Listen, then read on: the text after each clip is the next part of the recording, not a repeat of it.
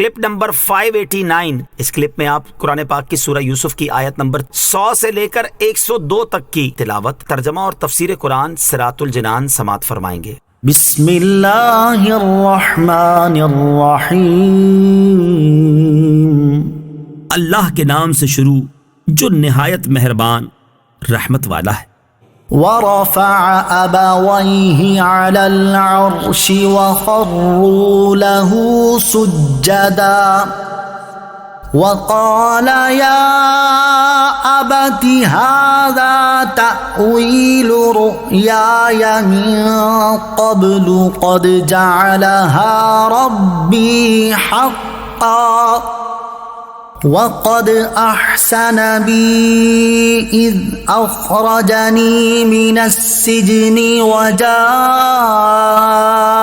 بكم من البدو من بعد أن نزغ الشيطان بيني وبين إخوتي إن ربي لطيف لما يشاء إنه هو العليم الحكيم۔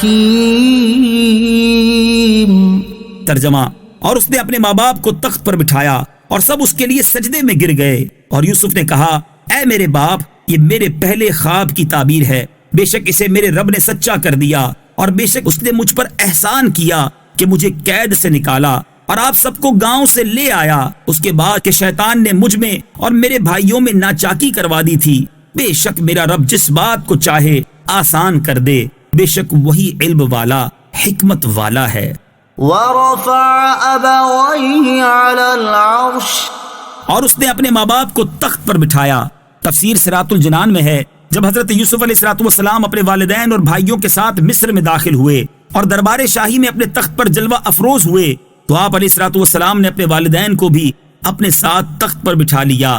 اس کے بعد والدین اور سب بھائیوں نے حضرت یوسف علیہ السلام کو سجدہ کیا۔ یہ سجدہ تعظیم اور عاجزی کے اظہار کے طور تھا اور ان کی شریعت میں جائز تھا، جیسے ہماری شریعت میں کسی عظمت والے کی تعظیم کے لیے کھڑا ہونا، مصافحہ کرنا اور دست بوسی کرنا جائز ہے۔ یاد رہے کہ سجدہ عبادت اللہ تعالیٰ کے سوا اور کسی کے لیے کبھی جائز نہیں ہوا اور نہ ہو سکتا ہے، کیونکہ یہ شرک ہے، اور سجدہ تعظیمی بھی ہماری شریعت میں جائز نہیں۔ سجدہ تعظیمی کی حرمت سے متعلق تفصیلی معلومات کے لیے فتاوی رضویہ کی 22ویں جلد میں موجود اعلیٰ حضرت امام اہل سنت کا رسالہ الزبدۃ الزکیہ فی تحریم سجود التحیہ، یعنی غیر اللہ کے لیے سجدہ تعظیم حرام ہونے کا بیان، اس کا مطالعہ کیجیے۔ وقال، اور یوسف نے کہا، تفسیر صراط الجنان میں ہے حضرت یوسف علیہ السلام نے جب انہیں سجدہ کرتے دیکھا تو فرمایا اے میرے باپ، یہ میرے اس خواب کی تعبیر ہے جو میں نے بچپن کی حالت میں دیکھا تھا، بے شک وہ خواب میرے رب عز و جل نے بیداری کی حالت میں سچا کر دیا، اور بے شک اس نے قید سے نکال کر مجھ پر احسان کیا۔ اس موقع پر حضرت یوسف علیہ السلام نے کنویں کا ذکر نہ کیا تاکہ بھائیوں کو شرمندگی نہ ہو۔ مزید فرمایا کہ شیطان نے مجھ میں اور میرے بھائیوں میں حسد کی وجہ سے ناچاکی کروا دی تھی، تو اس کے بعد میرا رب عز و جل آپ سب کو گاؤں سے لے آیا، بے شک میرا رب عز و جل جس بات کو چاہے آسان کر دے، بے شک وہی اپنے تمام بندوں کی ضروریات کو جاننے والا اور اپنے ہر کام میں حکمت والا ہے۔ رب قد آتيتني من الملك وعلمتني من تأويل الأحاديث فاطر السماوات والأرض أنت ولي في الدنيا والآخرة توفني مسلما وألحقني بالصالحين۔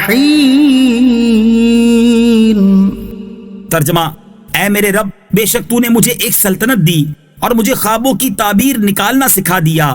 اے آسمانوں اور زمین کے بنانے والے، تو دنیا اور آخرت میں میرا مددگار ہے، مجھے اسلام کی حالت میں موت عطا فرما اور مجھے اپنے قرب کے لائق بندوں کے ساتھ شامل فرما۔ ربی، اے میرے رب۔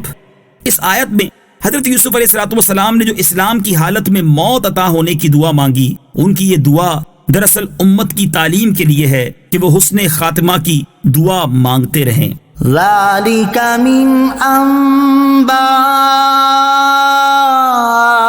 الغيب نوحيه إليك وما كنت لديهم إذ أجمعوا أمرهم وهم يمكرون۔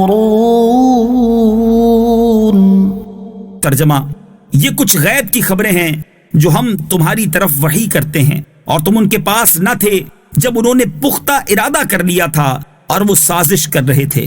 ذلك من أنباء الغيب، یہ کچھ غیب کی خبریں ہیں۔ تفسیر صراط الجنان میں ہے، اس آیت کا معنی یہ ہے کہ اے حبیب صلی اللہ تعالی علیہ وسلم، حضرت یوسف علیہ السلام کے جو واقعات ذکر کیے گئے ہیں یہ کچھ غیب کی خبریں ہیں جو کہ وحی نازل ہونے سے پہلے آپ علیہ السلام کو معلوم نہ تھی، کیونکہ آپ علیہ السلام اس وقت حضرت یوسف علیہ السلام کے بھائیوں کے پاس نہ تھے جب انہوں نے اپنے بھائی حضرت یوسف کو کنویں میں ڈالنے کا پختہ ارادہ کر لیا تھا، اور وہ حضرت یوسف کے بارے میں سازش کر رہے تھے۔ اس کے باوجود اے انبیاء کے سردار صلی اللہ تعالی علیہ وآلہ وسلم، آپ کا ان تمام واقعات کو اس تفصیل سے بیان فرمانا غیبی خبر اور معجزہ ہے۔